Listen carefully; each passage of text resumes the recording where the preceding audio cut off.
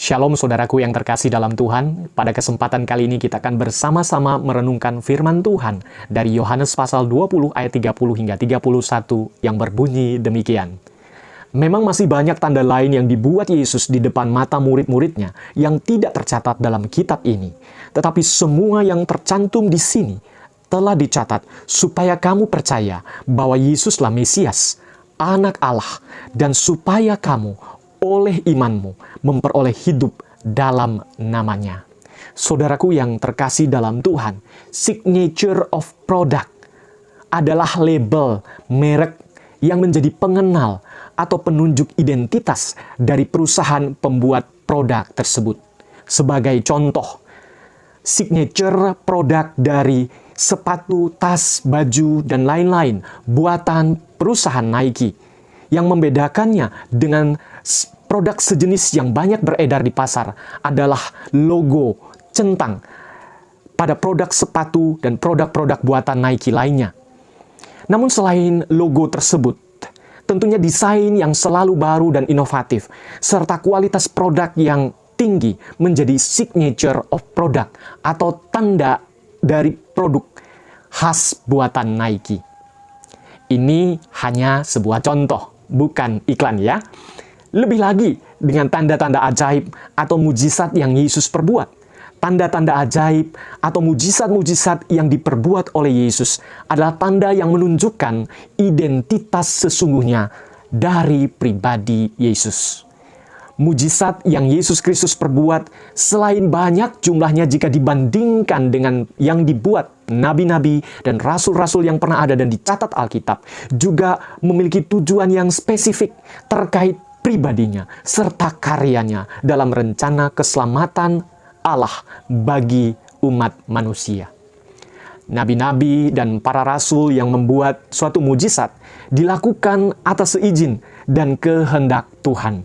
Sedangkan Yesus Kristus melakukan semua itu bukan semata-mata atas kehendak Allah Bapa, melainkan juga atas otoritas yang dimilikinya dan kehendaknya sendiri. Yohanes 10 ayat 17-18 mencatatkan hal itu.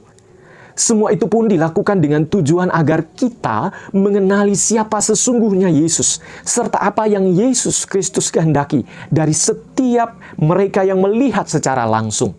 Dalam hal ini murid-muridnya pada masa itu, maupun kita yang mendengar dan membacanya melalui catatan-catatan Injilnya pada hari ini, termasuk catatan Injil Yohanes yang kita renungkan saat ini. Serupa dengan signature of product Nike, namun lebih dari itu, tanda-tanda yang Yesus perbuat atau perbuatan-perbuatan ajaib yang Yesus lakukan adalah suatu signature atau tanda yang menunjukkan siapa sesungguhnya Yesus. Mujizat-mujizat itu dibuat Yesus dan dicatat oleh Injil Yohanes dalam Injilnya dengan maksud dan tujuan agar kita yang pertama percaya bahwa Yesus adalah Kristus atau Kristos dalam bahasa Yunani, atau Mesias atau Masiah yang artinya yang diurapi sebagai nabi dan raja.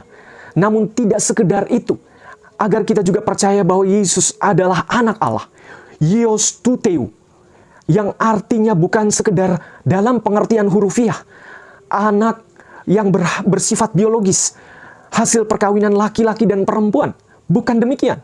Bukan juga dalam makna mitologis seperti kisah sosok Hercules dalam mitologi Yunani kuno yang berasal dari perkawinan Zeus, sosok mitologi dewa Yunani kuno, dan ibunya seorang perempuan dari ras manusia murni. Bukan demikian. Melainkan anak Allah menunjukkan bahwa Yesus berasal dari Allah dan benar-benar Allah yang menjelma atau mengambil rupa manusia. Semua itu dilakukan Yesus Kristus, Sang Mesias, Anak Allah, dengan tujuan agar kita yang belum percaya mau percaya kepada Yesus Kristus, Anak Allah itu, oleh anugerah Tuhan. Yang kedua, agar kita yang telah membuka hati untuk percaya oleh anugerah Tuhan, terus menjaga, memelihara iman percaya kita di dalam Yesus Kristus ini sebagai Mesias dan Anak Allah, dengan tetap hidup dengan bersandar kepada Tuhan seumur hidup kita. Kedua, agar kita beroleh beroleh kehidupan kekal di dalam Yesus Kristus, Anak Allah itu, oleh iman kita kepadanya. Ini berarti hanya melalui imanlah kita beroleh kehidupan kekal. Dan iman ini tentunya kepada pribadi Yesus Kristus, Anak Allah itu.